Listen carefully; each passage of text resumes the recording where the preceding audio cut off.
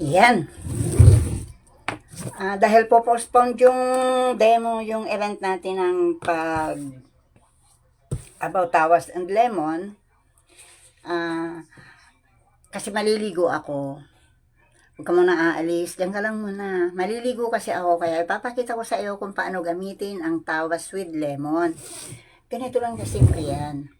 Bago ka maligo, lagyan natin yung parte ng mukha natin, kung saan may maiitim.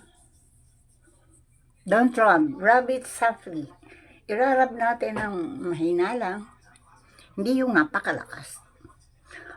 Dahan-dahan lang, kasi baka naman mabaklas na yung ating mga balat. Yan. Ganun nyo lang kasimple. Di ba may mga maitim-itim ako dyan? Gusto ko ikwento sa inyo na nung nabiyuda ako at the age of 55, ngayon kasi 66 na ako. Nabiyuda ako nung edad kong 55. Dahil silosa ang asawa ko, hindi ako nagsasalamin. Hindi ako humaharap sa salamin. Hindi nga ako nagli-lipstick kasi silosa masyado ang asawa ko. Ngayon, nung namatay siya, humarap ako sa salamin. Nakita ko yung sobrang, alam niyo ba yung pekas ko, punong-puno sa mukha ko. Sa noo. Basta yung buong mukha ko punong-puno. Sa pagtitinda ko ng sampagita, may na-meet ako na yung suki ko ba sa sampagita. Nakita ko puno-puno ng tawas ang mukha. Habang naglalabas siya. Habang naglalaba ba.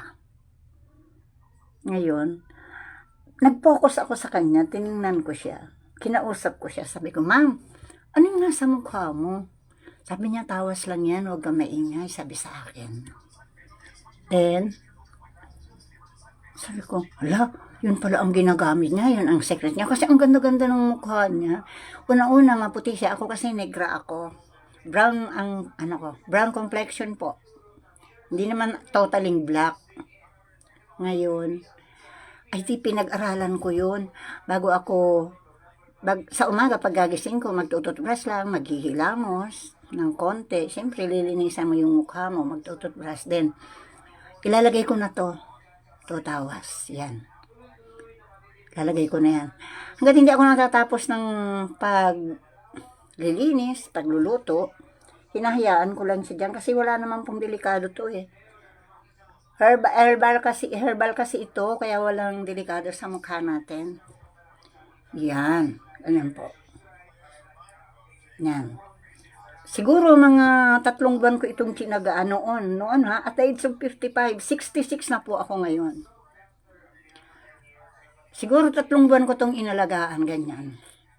Nakikita ko kasi may pagbabago. Yung wala yung mga maiitim ko sa mukha ba. Isang araw nung after 3 months, sabi ng anak kong bunso, "Ma, anong ginawa mo sa mukha mo? Ba't nawala yung mga pekas mo?" Sabi niya sa akin. Sabi ko, "Wala, tawas lang." Yan. Yan yun. Yan po ang result ng tawas. Sa totoo lang, wala akong ibang ginamit. Wala akong ibang inilalagay sa mukha ko maliban sa tawas. Yan ang gusto kong itulong sa kapwa ko babae na bumibili ng sobrang mamahalin para matakpan yung kanilang mga maiitim sa mukha.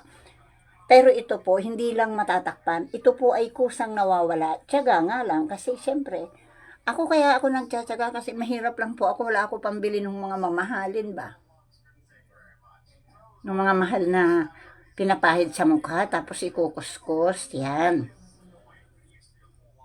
Kaya matyaga ako dito. At awa ng Diyos naman, una-una, yung wrinkles, hindi dumadami.